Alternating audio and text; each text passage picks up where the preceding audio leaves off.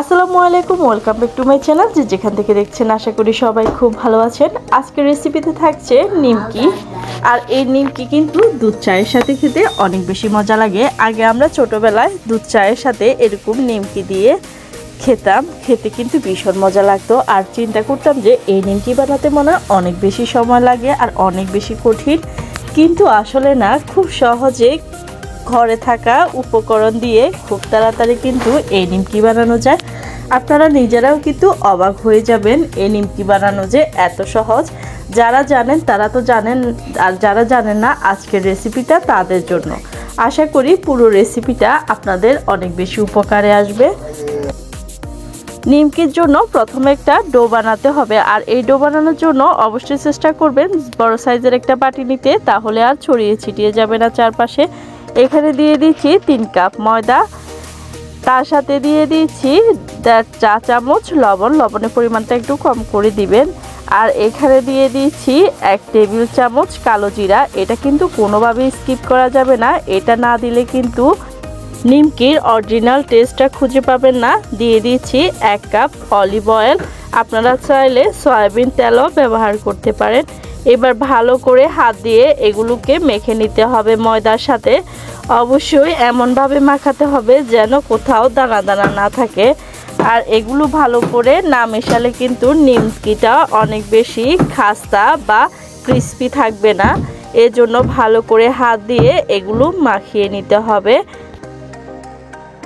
কিছুক্ষণ মাখানোর পরে দেখবেন এগুলো এরকম কালার হয়ে আসছে। আর কখন বুঝবেন যে মাখানোটা পারফেক্ট হয়েছে, হাতে নিয়ে মিষ্টির মতো এরকম গোলাকার করতে চাইলে যখন দেখবেন যে এরকম গোল হয়ে যাচ্ছে, ভাঙতেছে না, তখনই বুঝতে হবে যে মাখানোটা পারফেক্ট হয়েছে। এখন আমি এখানে নর্মাল রুম টেম্পারেচারে পানি দিয়ে দিব।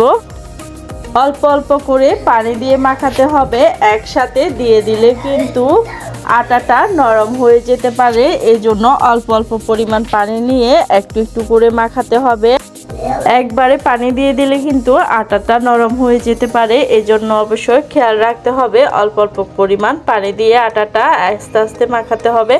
এখন দেখুন ডোটাও কিন্তু পারফেক্ট হয়েছে, বেশি নরম বা বেশি শক্ত হয় নাই। আমি এখানে 1 কাপ থেকে একটু কম পরিমাণ পানি নিয়েছি। ডোটা ঢাকনা দিয়ে ঢেকে রেখে দিব 15 মিনিটের জন্য। এরপর আসতেছি 15 মিনিট পর। এখন ডোটাকে এরকম হাত দিয়ে একটু মথে নিতে হবে। মথে নেওয়ার পরে এবার ছোট ছোট লিচি কেটে নিতে হবে। একটা নিমকির জন্য আমি একটা লিচি কেটে নিচ্ছি। এইভাবে অনেকগুলো লিচি কেটে রাখলে খুব অল্প সময়ে অনেকগুলো নিমকি বানাতে পারবেন। আর খুব সহজে কিন্তু এগুলো বানিয়ে নেওয়া যাবে, সময়ও কিন্তু কম লাগবে। এইভাবে আমি অনেকগুলো লিচি কেটে নিচ্ছি। আমি এখন একটা একটা করে রুটি বানিয়ে নিচ্ছি। রুটিটা অবশ্যই পাতলা করে বানিয়ে নিতে হবে, কোনো অবস্থাতে মোটা করে কিন্তু বানানো যাবে না। মোটা করে বানালে কিন্তু নিমকিটা ভালো করে ফুলবে না এবং ক্রিস্পি হবে না। এই জন্য অবশ্যই পাতলা করে বানানোর চেষ্টা করবেন। এবার দেখুন নিমকিটা কিভাবে শেপ দিবেন। শেপ দেওয়াটা কিন্তু অনেক বেশি সহজ। এভাবে একটা ভাঁজ করে এর উপর আরেকটা ভাঁজ করবেন। 2 ভাঁজের মাঝখানে একটু পানি দিয়ে দিবেন, নর্মাল ঠান্ডা পানি দিলেই হবে। দেখুন কত সহজে নিমকিটা বানানো হয়ে গিয়েছে। এইভাবে আমি রুটি বানিয়ে সবগুলো নিমকি শেপ দিয়ে দিচ্ছি। এভাবে আমি সবগুলো নিমকি বানিয়ে নিয়েছি। আর অবশ্যই নিমকিটা কিন্তু ডুবো তেলে ভাজতে হবে। আর অবশ্যই তেলটা গরম হওয়ার জন্য অপেক্ষা করতে হবে। তেল গরম হয়ে আসলে এরপরে একটা একটা করে সবগুলো নিমকি আমি দিয়ে দিচ্ছি।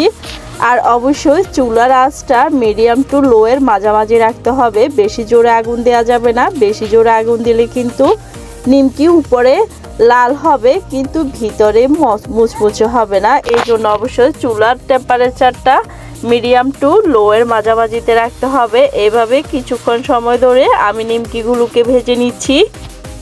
যখন এক পাশ এরকম বাদামি কালার হয়ে আসবে, এরপরে এগুলোকে উল্টিয়ে দিতে হবে। সেমভাবে এই পাশটাও বাদামি কালার করে ভেজে নিতে হবে। 2 পাশ যখন এরকম বাদামি কালার হয়ে আসবে আর এই নিমকিটা অনেক বেশি মুচমুচে হবে, এখন দুই পাশ ভাজা হয়ে গেলে আমি একটা ট্রের মধ্যে নিমকিগুলোকে উঠিয়ে নিব।